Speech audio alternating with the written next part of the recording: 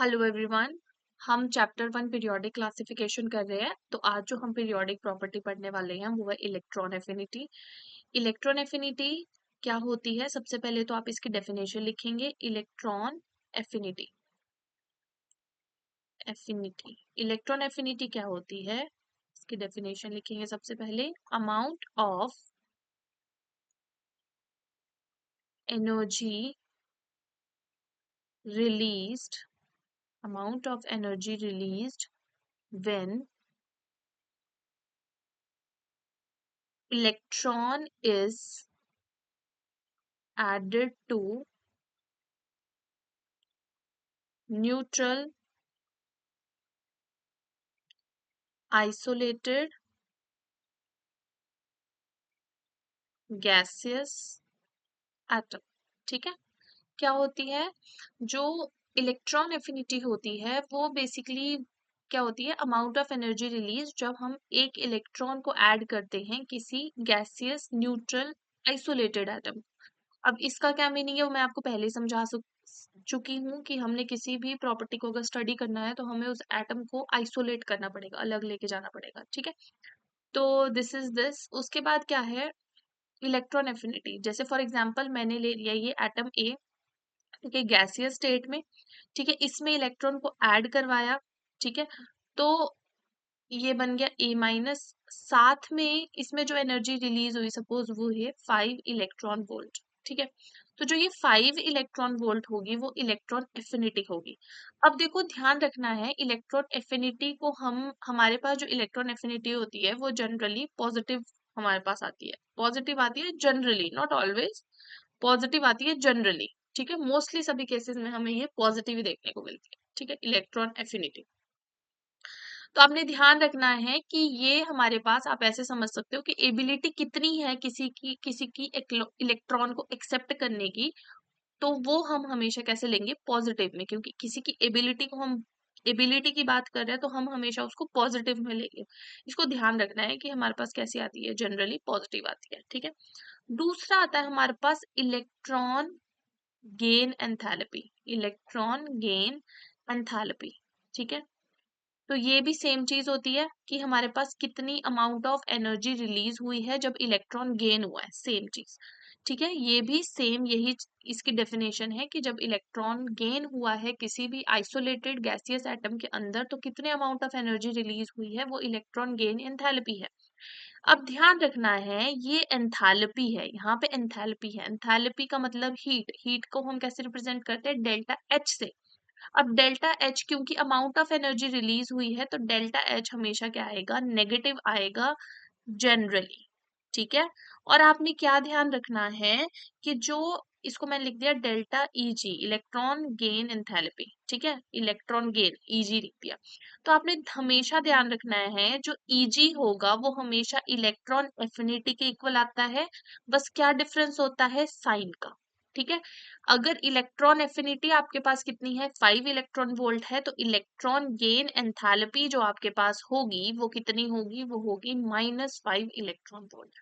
कोई डिफरेंस नहीं होता है, बस साइन का डिफरेंस होता है इसमें। ठीक है, तो ये एंथैल्पी बताता है और ये इसकी एफिनिटी, इसकी एबिलिटी के बारे में बता रहा है। इलेक्ट्रॉन एबिलिटी मतलब बेसिकली, ठीक है, कि कितनी एफिनिटी है उसको इलेक्ट्रॉन को गेन करने की। ठीक है, बाकी अगर बात करें मैग्नीट्यूड की तो मैग्नीट्यूड दोनों का सेम है, 5 5 ही रहेगा, बस साइन का डिफरेंस आएगा। तो आपने ध्यान रखना है, इलेक्ट्रॉन गेन एंथैल्पी पूछा है तो देखो साइन चेंज कर दो, इलेक्ट्रॉन एफिनिटी पूछा है तो उसका साइन अकॉर्डिंगली मतलब आप निकाल लोगे। ठीक है, अब देखो जैसे हमने सक्सेसिव आयनाइजेशन एनर्जी पढ़ा था वैसे ही हमारे पास आता है वर्ड क्या?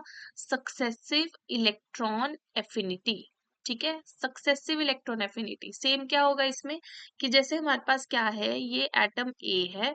ठीक है, इसके अंदर पहले एक इलेक्ट्रॉन डाला, क्या बन गया? ये ए जी, मतलब जी रहने दो, क्या बन गया ये हमारे पास? ए माइनस।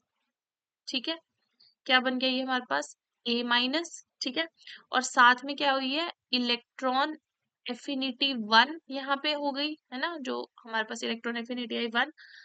और अब देखो इसकी वैल्यू मैंने क्या बोला था? पॉजिटिव आती है। ठीक है, पॉजिटिव आएगी जनरली। ठीक है, जनरली पॉजिटिव आएगी।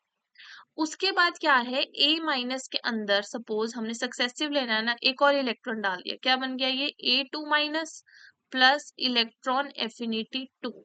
ठीक है, अब आपने ध्यान रखना है यहाँ पे ऑलरेडी क्या है, एक नेगेटिव चार्ज है। ठीक है, यहाँ पे ऑलरेडी एक नेगेटिव चार्ज है, और पहले तो क्या था, ये एटम न्यूट्रल था। ठीक है, पहले ये एटम क्या था, न्यूट्रल था।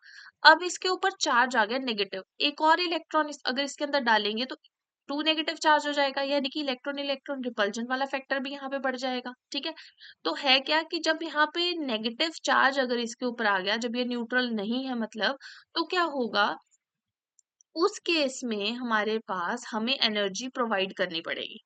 तो एनर्जी अगर प्रोवाइड करनी पड़ेगी तो इलेक्ट्रॉन एफिनिटी क्या हो जाएगी, अब उसकी एबिलिटी नहीं रही तो इलेक्ट्रॉन एफिनिटी क्या हो जाएगी, नेगेटिव।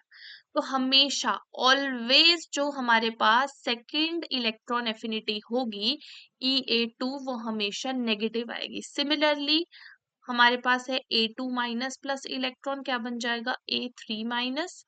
ठीक है, और यहाँ पे जो इलेक्ट्रॉन एफिनिटी होगी थर्ड वाली वो भी हमेशा नेगेटिव होगी, ऑलवेज। ठीक है, तो always this will be negative. ठीक है, तो अब देखो,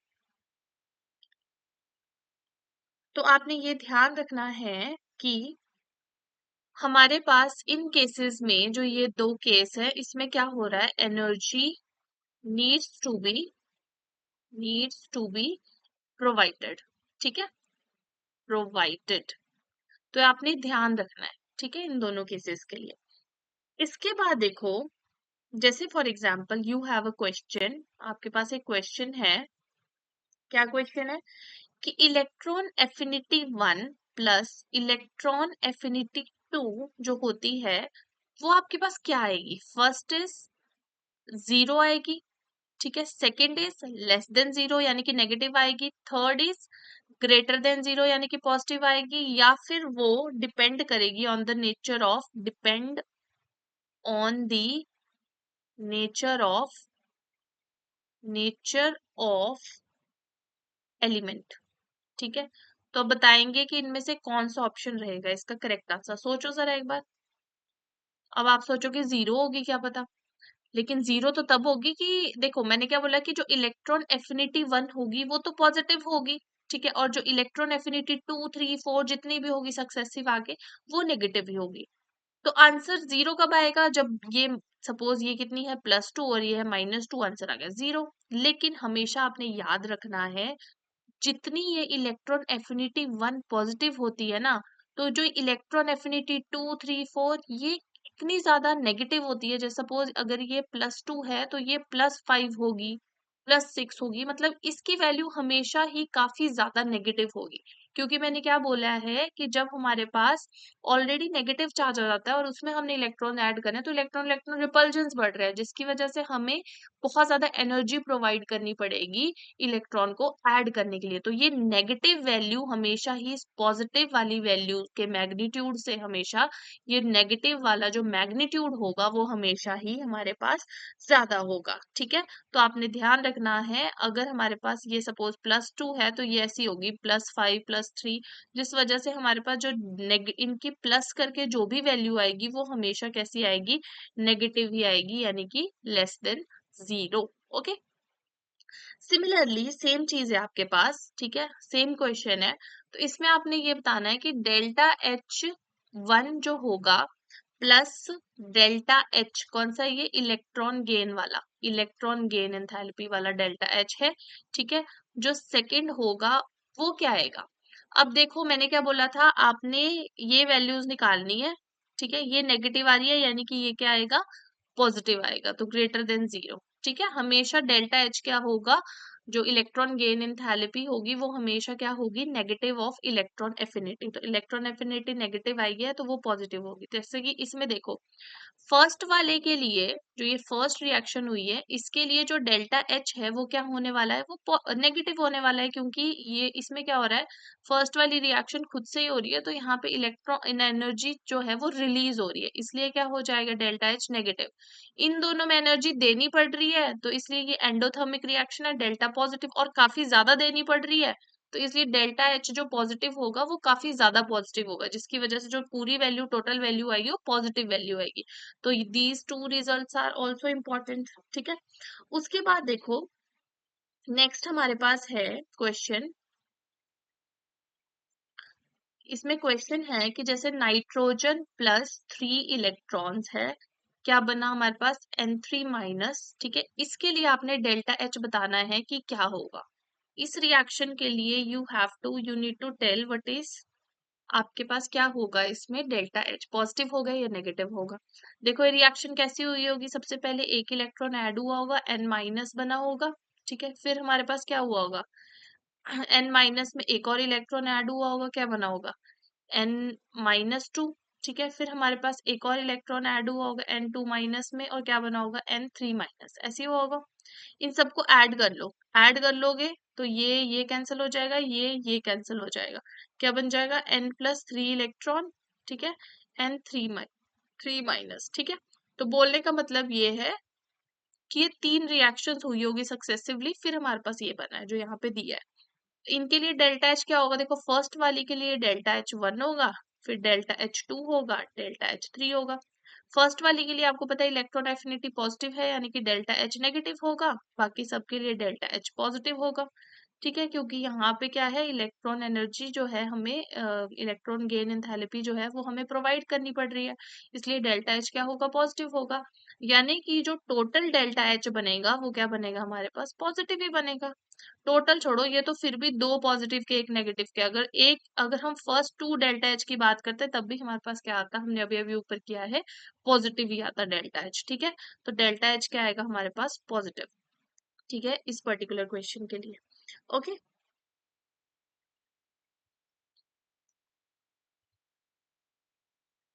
ठीक है, तो देखो आपके पास क्वेश्चन कैसे होते हैं, जैसे आपके पास है क्वेश्चन है, क्वेश्चन इसमें कैसे आते हैं कि जैसे आपके पास है polyvalent ion, polyvalent ion anion. ठीक है, ऑक्सीजन में हमने इलेक्ट्रॉन को प्लस करा, क्या बन गया O-माइनस, इसके लिए इलेक्ट्रॉन एफिनिटी 1 हो गई। ठीक है, फिर हमारे पास क्या हुआ, O-माइनस में हमने एक और इलेक्ट्रॉन को ऐड करा, क्या बना O2 माइनस, फिर इलेक्ट्रॉन एफिनिटी ये 2 हो गई। ठीक है, अब क्वेश्चन आ गया कि compare electron affinity 1 and electron affinity 2, इन दोनों इलेक्ट्रॉन एफिनिटीज को हमने कंपेयर करना। तो हमने काफी क्वेश्चन ऑलरेडी सॉल्व कर दिया है। अगर आप फर्स्ट वाला देखते हो, इलेक्ट्रॉन एफिनिटी मैंने बताया था न्यूट्रल के लिए तो हमेशा क्या होती है, पॉजिटिव ही होती है।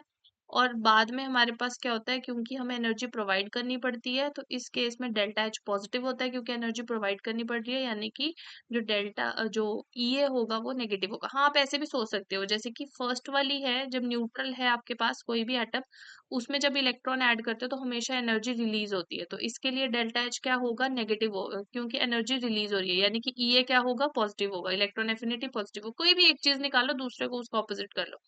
और इसमें क्या है, हमें इलेक्ट्रॉन जब नेगेटिव वाला है ना, ओ नेगेटिव जो होगा, ठीक है, मतलब एनायन कोई बन जाता है तो उसमें इलेक्ट्रॉन ऐड करते हो तो एनर्जी फिर हमें प्रोवाइड करनी पड़ती है, तो डेल्टा एच पॉजिटिव होता है।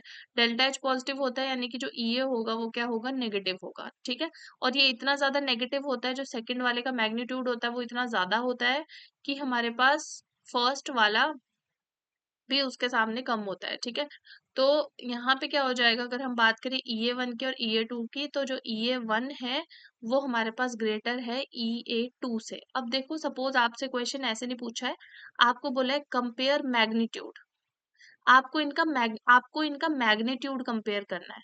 ठीक है, मैग्नीट्यूड क्या होता है, देखो एक है -2, ठीक है, एक है प्लस, एक है माइनस, ऐसे लिखते हैं, एक है -5, ठीक है, और एक है हमारे पास +2। तो मैग्नीट्यूड किसका ज्यादा है, इसका। ठीक है, मैग्नीट्यूड क्या होता है, मैग्नीट्यूड में हम सिर्फ नंबर्स देखते हैं। ठीक है, या फिर ऐसे कह लो कि हमने मॉड्यूलस ले लिया, किसी का मॉड्यूलस लेते हैं तो साइन हट जाता है। ठीक है, +2 का तो नहीं भी साइन लोगे तो वो 2 रह जाएगा। अब कौन किसका बड़ा आया, 5 बड़ा आया। ठीक है, या फिर डायरेक्टली यूं कह लो, मैग्नीट्यूड में आप सिर्फ नंबर्स देखते हो। तो अगर आप इनकी बात करो तो हमेशा हमारे पास जो मैग्नीट्यूड होगा वो इसका ज्यादा आएगा। तो ये ध्यान रखना है कि आपसे मैग्नीट्यूड पूछा है या फिर वैल्यू पूछी है। वैल्यू पूछी है तो इसकी ज्यादा आएगी, अगर मैग्नीट्यूड पूछा है तो इसका ज्यादा आएगा। ठीक है, आई होप आपको ये समझ आ ही गया होगा, क्योंकि बहुत ज्यादा कंफ्यूजिंग होती है ये वाली चीज कि इलेक्ट्रॉन एफिनिटी और इलेक्ट्रॉन गेन एंथैल्पी सेम चीजें हैं, बस साइन का डिफरेंस है बस। ठीक है, उसके बाद देखो अब लिखना है हमने factors affecting electron affinity depends. जो फैक्टर्स अफेक्ट करते हैं इलेक्ट्रॉन एफिनिटी को वो किसके ऊपर डिपेंड करते हैं? सबसे पहले है एटॉमिक साइज। एटॉमिक साइज, ठीक है। अब देखो एटॉमिक साइज जैसे जैसे बढ़ता है तो हमारे पास क्या होता है, देखो एटॉमिक साइज से पहले ना मैं आपको न्यूक्लियर चार्ज बता देती हूँ क्या है। देखो सबसे पहले ना न्यूक्लियर चार्ज कर लेते हैं। सबसे पहले है न्यूक्लियर चार्ज, ठीक है, न्यूक्लियर चार्ज। तो न्यूक्लियर चार्ज देखो, जितना ज्यादा न्यूक्लियर चार्ज होगा, ठीक है, जितना ज्यादा न्यूक्लियर चार्ज होगा, ठीक है, उतनी ही ज्यादा वो, जितना ज्यादा पॉजिटिव का चार्ज होगा किसी भी एटम के ऊपर उतना ज्यादा इजीली उसके अंदर हम इलेक्ट्रॉन को डाल सकते हैं, क्योंकि जितना ज्यादा पॉजिटिव चार्ज उतना नेगेटिव चार्ज को अपनी तरफ अट्रैक्ट करेगा। यानी कि उतनी ही इलेक्ट्रॉन एफिनिटी उस पर्टिकुलर के लिए। इलेक्ट्रॉन एफिनिटी का आप ना ऐसे समझ सकते हो कि चाहत, प्यार, कि उस न्यूक्लियस का, उस एटम का इलेक्ट्रॉन के लिए कितना प्यार है। ठीक है, तो कितना प्यार होगा जितना ज्यादा न्यूक्लियर चार्ज होगा, ठीक है, कितनी चाहत होगी जितना ज्यादा न्यूक्लियर चार्ज होगा। तो न्यूक्लियर चार्ज जितना ज्यादा होगा उतनी ही ज्यादा इलेक्ट्रॉन एफिनिटी होगी, यानी कि डेल्टा एच की वैल्यू उतनी ही क्या होगी, नेगेटिव होगी, उतनी ही ज्यादा नेगेटिव होगी, मोर नेगेटिव। ठीक है, मोर नेगेटिव होगी। ठीक है, तो सेकंड है फैक्टर हमारे पास कौन सा, एटॉमिक साइज वाला। सेकंड है एटॉमिक साइज वाला। ठीक है, एटॉमिक साइज आपको पता है ज्यादा होता है तो न्यूक्लियर चार्ज कम होता रहता है। जैसे ये है हमारे पास, फिर ये है, ठीक है, इसमें नंबर ऑफ शेल्स बढ़ गई।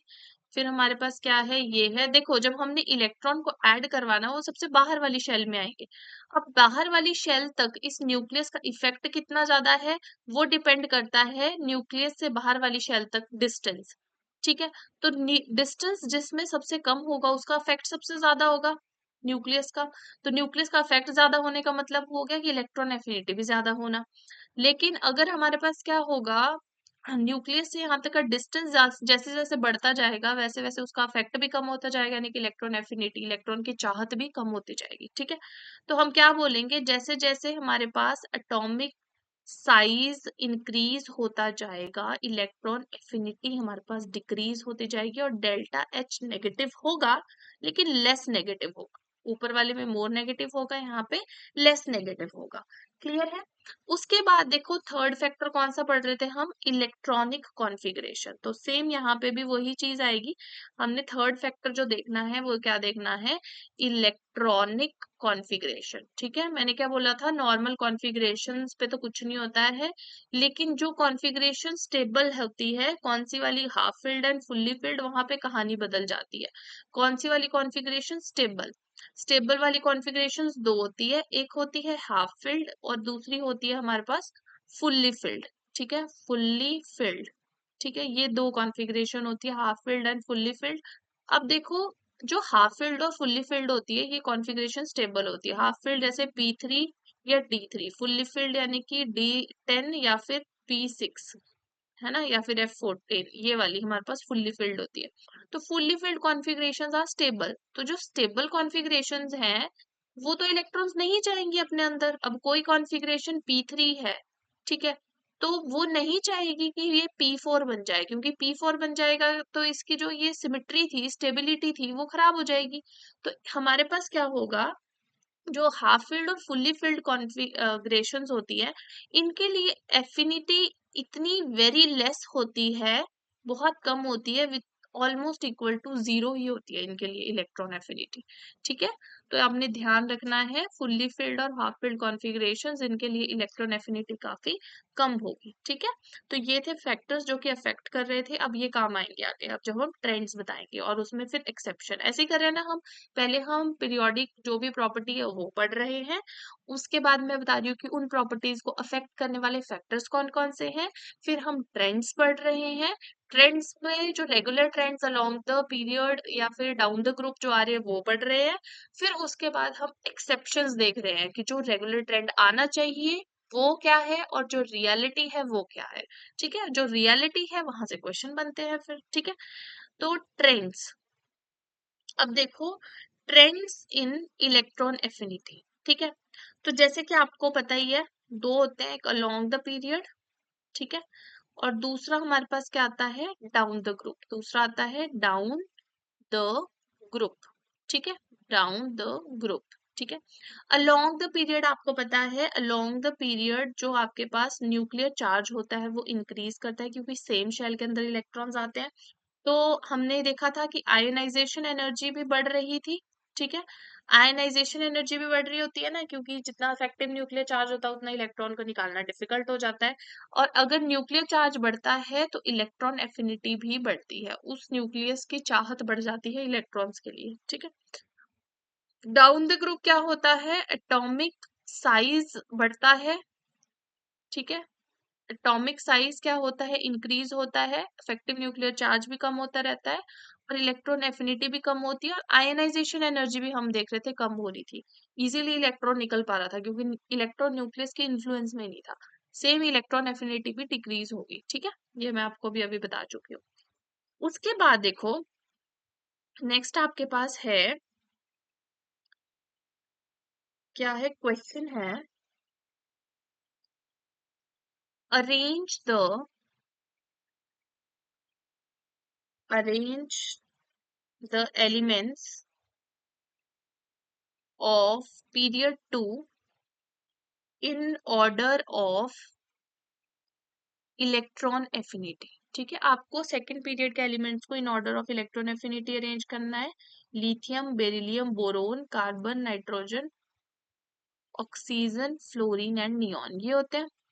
आपको पता है ट्रेंड क्या होता है हमारे पास, अलोंग द पीरियड क्या होता है, न्यूक्लियर चार्ज हमारे पास क्या होता है, इंक्रीज होता है, यानी कि इलेक्ट्रॉन एफिनिटी भी इंक्रीज होनी चाहिए।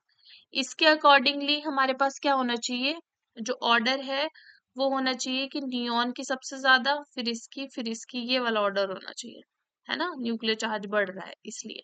लेकिन ये ऑर्डर नहीं होता है। ठीक है, तो रियलिटी क्या होती है, रियलिटी में भी देखो इसमें काफी ज्यादा फेर बदलाव होंगे। सबसे पहले देखो नियॉन, नियॉन क्या है, नोबल गैस। ठीक है, नोबल गैस, नोबल गैस होती है सबसे ज्यादा स्टेबल क्योंकि ये फुल्ली फिल्ड कॉन्फ़िगरेशन होती है इनकी। ठीक है, फुल्ली फिल्ड कॉन्फ़िगरेशन होती है नोबल गैसेस की। तो ये तो इनकी इलेक्ट्रॉन एफिनिटी तो ये बिल्कुल नहीं चाहेंगे, इनकी इलेक्ट्रॉन एफिनिटी तो सबसे कम, लीस्ट, नियॉन की सबसे कम। फिर उसके बाद किसकी होगी, लिथियम की, बेरिलियम की, बोरोन की, कार्बन की, नाइट्रोजन की, ऑक्सीजन की। ठीक है, किसकी होगी, लिथियम की होगी, फिर बेरिलियम की होगी, फिर बोरोन की होगी, फिर कार्बन की होगी, फिर नाइट्रोजन की होगी, फिर ऑक्सीजन की होगी, फिर फ्लोरीन की। तो आपके पास क्या आंसर है इसका, ये ऑर्डर भी आपका है रॉन्ग। ठीक है, क्यों, क्योंकि देखो अब ऐसे भी ऑर्डर गलत आया क्योंकि देखो मैंने आपको क्या बताया था कि रिजल्ट्स जो है वो एक्सपेरिमेंटली आते, एक्सपेरिमेंटल जो रिजल्ट आते उनके ऊपर फिर एक्सप्लेनेशंस बनती है। अभी भी हमारा ऑर्डर गलत आ रहा था, यानी कि अभी उसकी इलेक्ट्रॉनिक कॉन्फ़िगरेशन देख लेते हैं, चलो कोई बात नहीं। ये है क्या, 1s2 2s1, ये क्या है, 2s2। ठीक है, ये क्या है, 2s2 2p1। ठीक है, ये क्या है, 2p2, ये क्या है, 2p3, और ये क्या है, 2p4, और ये क्या है, 2p5। ठीक है, ये, अब देखो बात करें अगर इन दो कॉन्फ़िगरेशन की, किसकी, बेरिलियम की और नाइट्रोजन की, कैसी कॉन्फ़िगरेशन की, फुल्ली फिल्ड कॉन्फ़िगरेशन है। ठीक है, सॉरी, इस वाले की क्या है, फुल्ली फिल्ड, और इसकी कैसी है, हाफ फिल्ड। ठीक है, तो नियॉन के बाद आ जाता है क्या, नाइट्रोजन। ठीक है, और फिर आ जाता है बेरिलियम, ठीक है, फिर आ जाता है लिथियम, ठीक है, फिर आ जाता है बोरोन, फिर आ जाता है कार्बन, फिर आ जाता है ऑक्सीजन और फिर आ जाता है फ्लोरीन। तो ये आ जाता है आपके पास फाइनल आंसर, ठीक है, ये आ जाता है आपके पास फाइनल आंसर, ठीक है। तो ये आपने याद रखना है कि this is the final answer, ठीक है। ये आपके पास अगर इलेक्ट्रोनेफिनेटिक ऑर्डर आता है तो ये होता है इलेक्ट्रोनेफिनेटिक ऑर्डर सेकंड पीरियड, ठीक है। ओके, आगे चलते हैं।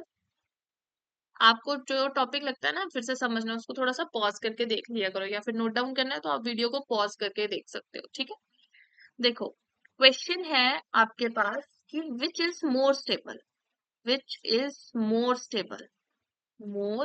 स्टेबल, ठीक है। आपको बताना है कि ज्यादा स्टेबल कौन है, एक है Li- और एक है बोरोन माइनस।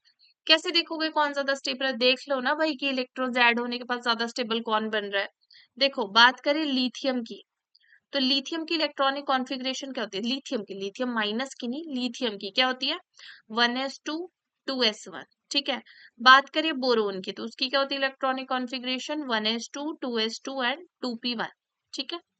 लिथियम माइनस की क्या इलेक्ट्रॉनिक कॉन्फ़िगरेशन होगी, इलेक्ट्रॉन ऐड कर दो क्या बन जाएगा, 1s2 2s2। बात करिए बोरोन माइनस की, तो इलेक्ट्रॉन कॉन्फ़िगरेशन क्या हो जाएगी, 1s2 2s2, एक इलेक्ट्रॉन ऐड हुआ है कहाँ होगा, 2p2। अब देखो ज्यादा स्टेबल कौन सी कॉन्फ़िगरेशन बन रही है, ऑब्वियसली ये वाली, इसमें क्या हो रही है, फुल्ली फिल्ड कॉन्फ़िगरेशन है, और यहाँ पे क्या है, 2p2 बन रहा है, इतना कुछ स्टेबिलिटी नहीं बन रहा है। यानी कि जो लिथियम माइनस है that is more stable than b minus, तो स्टेबल ज्यादा कौन होगा, लिथियम माइनस। तो आप इस तरह से क्वेश्चन अप्रोच कर सकते हो। वैसे तो मैं आपको जितने क्वेश्चंस करवा रही हूँ these are more than sufficient, you will be provided with assignment, only you have to do is कि जस्ट सॉल्व योर असाइनमेंट्स, ठीक है, उतने क्वेश्चंस करो, these are more than sufficient for you, ठीक है। तो अभी देखो, ये lithium minus is more stable than b minus, यानी कि हम क्या बोल सकते हैं कि जो बी माइनस है, ठीक है, अगर हम लिथियम और बोरोन माइनस की बात करते हैं, इन दोनों में से कौन इलेक्ट्रॉन जल्दी लूज करना चाहेगा, obviously b minus, lithium minus तो नहीं करना चाहेगा क्योंकि लिथियम माइनस तो बढ़िया स्टेबल है। तो b minus will easily lose is electrons, easily lose its electron, ठीक है। तो जो अपने इलेक्ट्रॉन को लूज करता है, देखो, जो जिनमें इलेक्ट्रॉन लूज होता है उसको हम बोलते हैं ऑक्सीडेशन, ठीक है। ये वैसे ऑक्सीडेशन रिडक्शन चैप्टर में मैं आपको पढ़ाऊंगी। और जो इलेक्ट्रॉन्स को गेन करता है उसको हम बोलते हैं रिडक्शन, ठीक है, इसको हम बोलते हैं रिडक्शन, ठीक है। अब जो इलेक्ट्रॉन लूज करता है वो दूसरे की रिडक्शन करवाता है और खुद में ऑक्सीडेशन करता है, ऐसा ही हो रहा है ना कि इसमें खुद में क्या हो रही है, सेल्फ में इसकी ऑक्सीडेशन हो रही है, ठीक है, क्योंकि ये इलेक्ट्रॉन को लूज कर रहा है। अब क्योंकि ये दूसरे की रिडक्शन करवा रहा है, ठीक है, दूसरे को इलेक्ट्रॉन दे रहा है तो यानी कि वो गेन कर रहा है, यानी कि दूसरे की रिडक्शन करवा रहा है, यानी कि एक ऐसा हो गया, एक ऐसा एजेंट हो गया कि हम इसको क्या बोलेंगे, रिड्यूसिंग एजेंट। रिड्यूसिंग एजेंट कौन होगा, जो दूसरे की रिडक्शन करवाएगा और खुद में ऑक्सीडेशन करेगा। यानी कि अगर ऐसा क्वेश्चन आ जाता है कि लिथियम माइनस और बोरोन माइनस में से कौन सा बेटर रिड्यूसिंग एजेंट है, तो कौन होगा, B minus is better reducing agent than lithium minus. Clear है, आई होप आपको ये समझ आ गया होगा। उसके बाद देखो, ट्रेंड्स जो है, ट्रेंड्स ही कर रहे हैं हम, पीरियड्स में हमने देख लिया, अब ग्रुप में देखते हैं। देखो ये इंपॉर्टेंट है। देखो, ग्रुप में बात करें अगर हम ग्रुप 17 की, किसकी, ग्रुप 17 की, ग्रुप 17 में आके आता है फूलो कलियो बहारो इंडिया, ठीक है, फ्लोरीन क्लोरीन ब्रोमीन आयोडीन, ये आता है। तो देखो, डाउन द ग्रुप हम मूव कर रहे हैं, क्या होगा, एटॉमिक साइज इंक्रीज होगा, ठीक है, एटॉमिक साइज इंक्रीज होगा, एटॉमिक साइज इंक्रीज होगा यानी कि इलेक्ट्रॉन एफिनिटी क्या होगी, डिक्रीज होगी। तो इसके अकॉर्डिंगली एफ की सबसे ज्यादा इलेक्ट्रॉन एफिनिटी होनी चाहिए, फिर क्लोरीन की, फिर ब्रोमीन की और फिर आयोडीन की। फिर क्या ये ऑर्डर सही है, तो इस पे आपने लगा देना है क्रॉस, लिखा करो ऐसे नोट्स में, ऐसे ही लिखना कि cross, this is not the order, ठीक है। तो आपको ध्यान रहेगा कि जिसमें मैंने रॉन्ग लगाया ना, ये तो पक्का पढ़ के जाना है, ये पक्का एक्सेप्शन लिखवाई है मैम ने, तो ये आपने ध्यान रखना है, ठीक है। अब देखो, ये ऑर्डर नहीं है, this was the expected order, ठीक है, this was the expected order, ठीक है। रियलिटी क्या है, देखो, रियलिटी ये है कि आपके पास जो ऑर्डर होता है, क्लोरीन की सबसे ज्यादा इलेक्ट्रॉन एफिनिटी होती है, फिर फ्लोरीन की होती है, फिर ब्रोमीन की होती है और फिर आयोडीन की होती है। ठीक है, याद रखना पूरे पीरियोडिक टेबल में जिसकी इलेक्ट्रॉन एफिनिटी सबसे ज्यादा होती है वो क्लोरीन होता है। तो इसकी क्या होती है, highest electron affinity in whole periodic table. ठीक है, पीरियोडिक टेबल।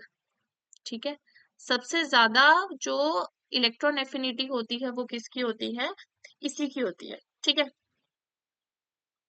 अब देखो क्यों ऐसा होता है। देखो, फ्लोरीन है, फ्लोरीन ने इलेक्ट्रॉन गेन किया, क्या बना, F-। ठीक है, इलेक्ट्रॉन एफिनिटी यही होती है। क्लोरीन ने इलेक्ट्रॉन गेन करा, क्या बना, Cl-। यहाँ पे इलेक्ट्रॉन एफिनिटी है कुछ, इसकी भी कुछ इलेक्ट्रॉन एफिनिटी है। ठीक है, ये फ्लोरीन की है और ये क्लोरीन की हो गई। मैंने बोला जो इलेक्ट्रॉन एफिनिटी है वो क्लोरीन की ज्यादा होती है इलेक्ट्रॉन एफिनिटी ऑफ फ्लोरीन के, जबकि ऐसा नहीं होना चाहिए, उल्टा होना चाहिए था, बट ऐसा होता है। इनफैक्ट क्लोरीन सबसे ज्यादा इलेक्ट्रोनेगेटिव होता है पूरे पीरियोडिक टेबल में। ठीक है, अब देखो दो चीजें हैं, क्लोरीन सबसे ज्यादा इलेक्ट्रॉन नेगेटिव है पूरे पीरियड, इलेक्ट्रॉन नेगेटिव नहीं, इलेक्ट्रॉन एफिनिटी क्लोरीन की सबसे ज्यादा है, लेकिन जो फ्लोरीन होता है वो मोस्ट इलेक्ट्रोनेगेटिव होता है, इलेक्ट्रोनेगेटिव। तो कंफ्यूज नहीं होना है, इलेक्ट्रोनेगेटिव का मतलब होता है tendency to, tendency to attract shared pair of electron, shared pair of electron.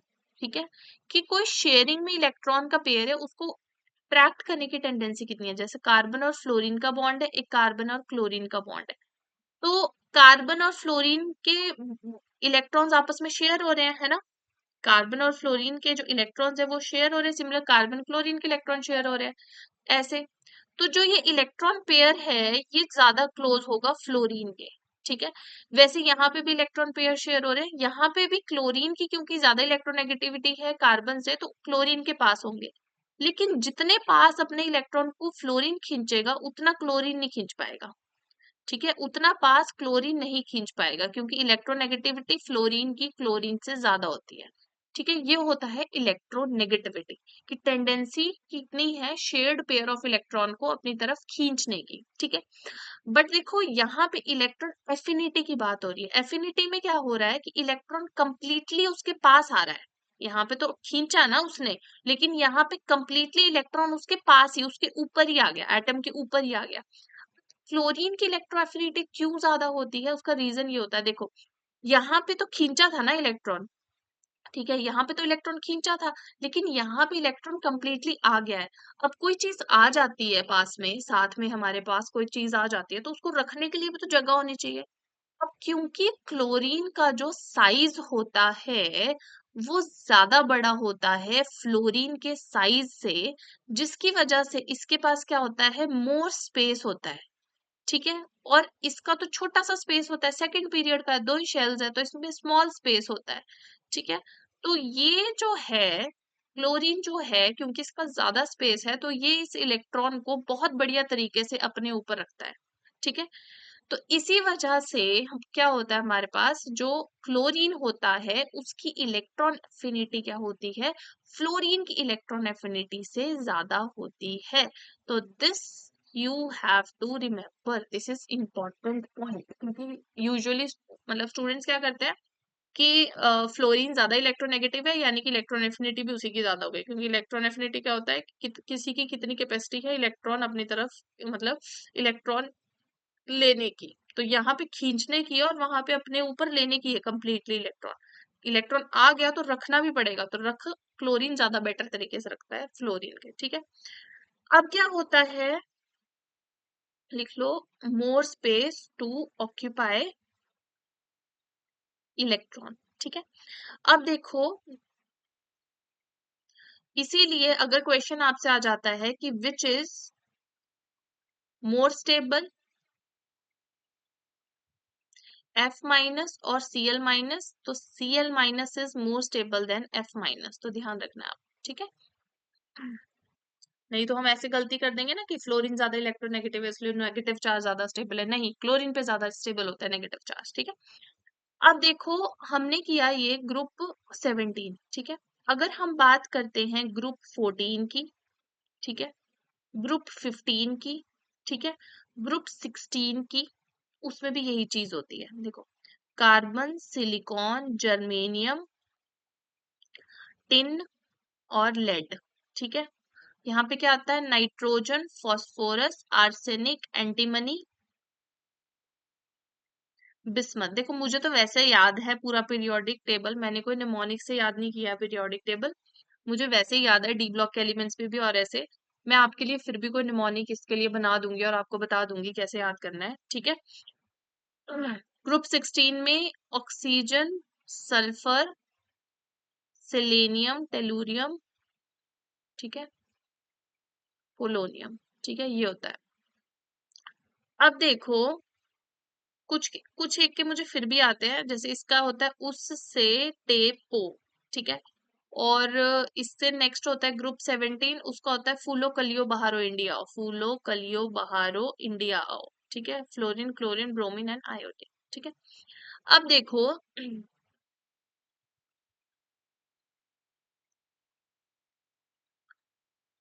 अब देखो क्या होता है कि अगर इलेक्ट्रॉन एफिनिटी की बात करें, हमें पता है डाउन द ग्रुप क्या हो रहा है, साइज इंक्रीज हो रहा है, इसलिए इलेक्ट्रॉन एफिनिटी क्या होनी चाहिए? डिक्रीज होनी चाहिए, है ना। तो इससे हमारे पास क्या है? कार्बन की एफिनिटी ज्यादा होनी चाहिए सिलिकॉन से, फिर जर्मेनियम की, टिन की, लेड की। लेकिन ऐसा ऑर्डर क्या होता है, इसमें भी सिलिकॉन की ज्यादा होती है कार्बन से, फिर जर्मेनियम, फिर टिन, फिर लेड, ठीक है। यहाँ जैसे सिर्फ हमारे पास क्या होता है इसमें, यहाँ पे जैसे सिर्फ इसमें थोड़ा सा चेंज आता है, ठीक है। और उसका रीजन क्या है? उसका रीजन फिर से वही रीजन है कि सिलिकॉन के पास ज्यादा स्पेस है इलेक्ट्रॉन को ऑक्यूपाई करने का, इसलिए कार्बन से ज्यादा इलेक्ट्रॉन एफिनिटी होती है, ठीक है। वैसे ही हमारे पास नाइट्रोजन और फास्फोरस में किसकी ज्यादा होगी? फास्फोरस की ज्यादा होगी। और इसमें वही जनरल ट्रेंड आएगा साइज वाला कि आर्सेनिक, फिर एंटीमनी, फिर बिस्मथ, ठीक है। फिर सिमिलरली ऑक्सीजन और सल्फर में किसकी? सल्फर की ज्यादा होती है ऑक्सीजन से, ठीक है। और यहाँ पे फिर से वही रेगुलर ट्रेंड, SETEPO, ठीक है। और यहाँ पे तो आपको पता ही है, क्लोरीन, फिर फ्लोरीन, फिर ब्रोमीन, फिर आयोडीन, ठीक है। तो ये आपने, मैंने आपको पूरा इलेक्ट्रॉन एफिनिटी में जितने पॉसिबल क्वेश्चन बन सकते हैं मैंने आपको पूरे के पूरे करवा दिए हैं। और इसके बाद हम लास्ट करेंगे आपकी पीरियोडिक प्रॉपर्टी, और आपका ये चैप्टर हो जाएगा finish. Thank you so much.